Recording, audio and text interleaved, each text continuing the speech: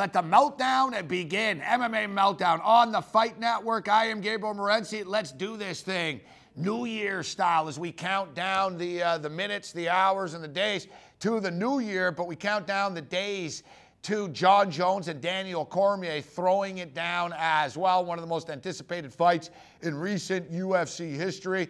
This is one of the water cooler fights in which the casual sport fan is starting to pay attention to this, and for all the right reasons, as we talked about on last week's show with Robin Black. And Robin, of course, went on a diatribe on the Underground in which he stated he's sick of the WWE angles. He's sick of the media always, going for the gotcha interviews as opposed to breaking down the fights.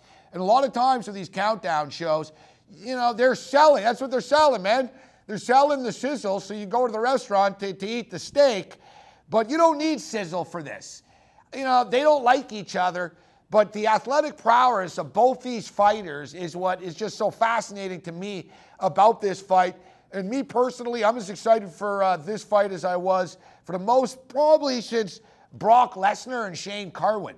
I'm not a Carwin or Lesnar fan, but I was just fascinated by the collision course that those two dudes were on, and in similar setting here right now. All right, so obviously it's our final show of the year. Who better than Reed Kuhn to break down this for us? Of course, his book is the Fightnomics. It's a great book. We gave it out to you guys, and Reed's been gracious enough to join us. We're going to break down this fight, and we're going to try to get to as many of the prelims as we possibly can. Let's bring in Reed off the top right now. Reed, it's always a pleasure, my man. Happy New Year. Thanks a lot for taking the time to be with us.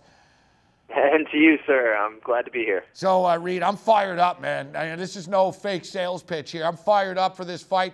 I was disappointed. It was supposed to be at UFC 178. Of course, it got canceled, postponed. Jon Jones gets injured training against Alistair Overeem, or at least that was the story. You had the big brouhaha at the press conference, and finally, man, one of the things I was so happy about when they announced the fight, that it was going to be pretty quick.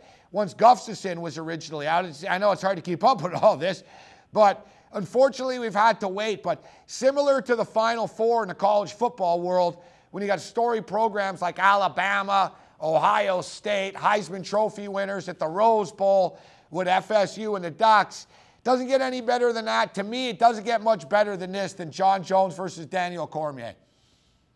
Yeah, these guys are... there's an asterisk on Jones's undefeated record, but basically these guys have both been unbeatable.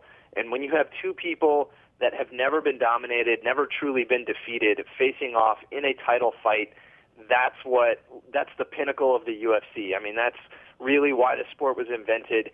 We have a size mismatch, and yet on paper these guys have actually performed very, very similarly. So this is an awesome, awesome fight. It's going to be close, and it's just going to be intriguing to see what happens. I mean, this is the kind of fight where people are going to applaud whoever gets the first takedown, because that will be such a significant event for these two guys, for one of them to be taken down. So there's a lot of ways this could go, and I'm looking at the numbers, and this is going to be a great fight. Yeah, the numbers are interesting here as far as the odds are concerned.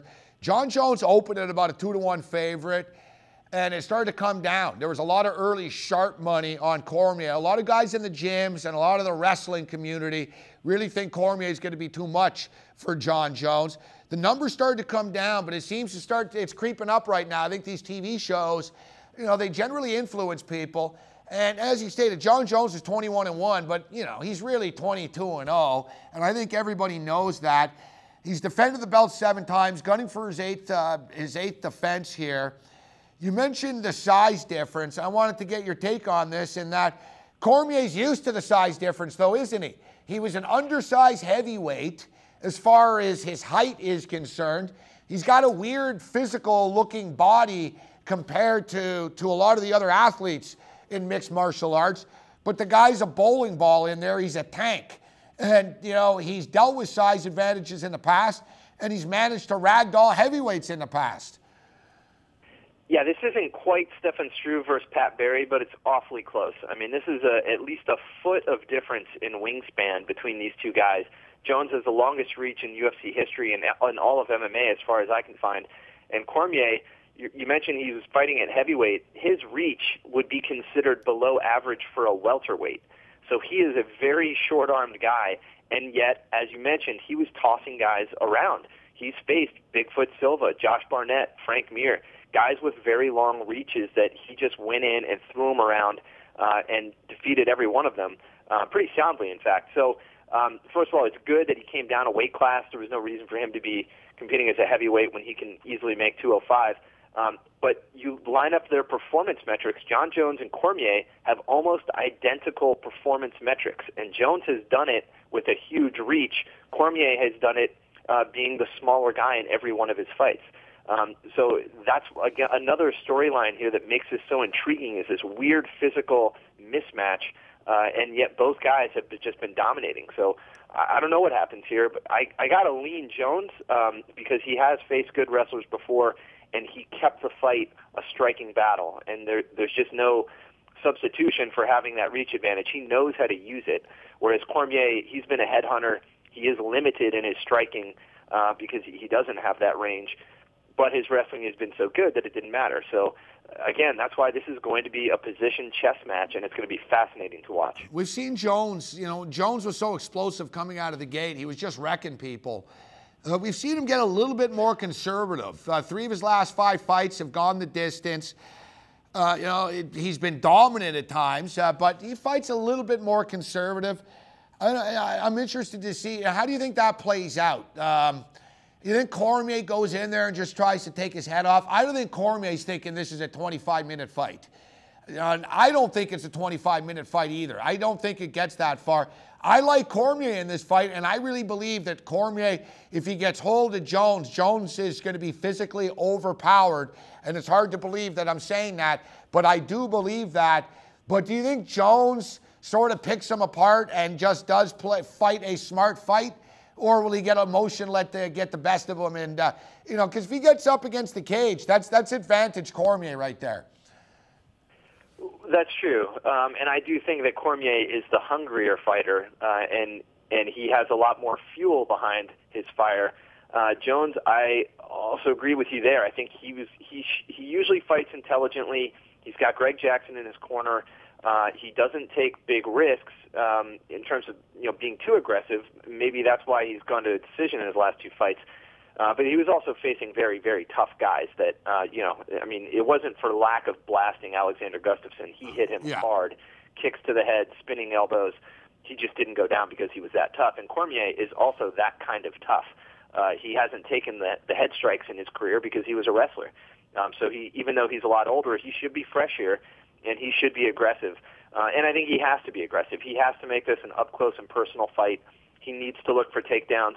The problem with Jones is that he is so good at not getting taken down. His height, for most people, would be a liability, and for him, somehow it's an asset. He's just so awkward to deal with when he's on the offense, but then taking him down, his legs are always underneath him. He's like a cat.